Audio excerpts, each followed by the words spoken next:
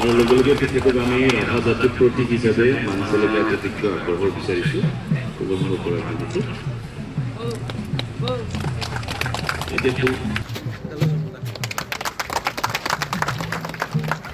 বাইশ উৎসৱটো ৰাভা জনগোষ্ঠীৰ আটাইতকৈ গুৰুত্বপূৰ্ণ এটা অনুষ্ঠান।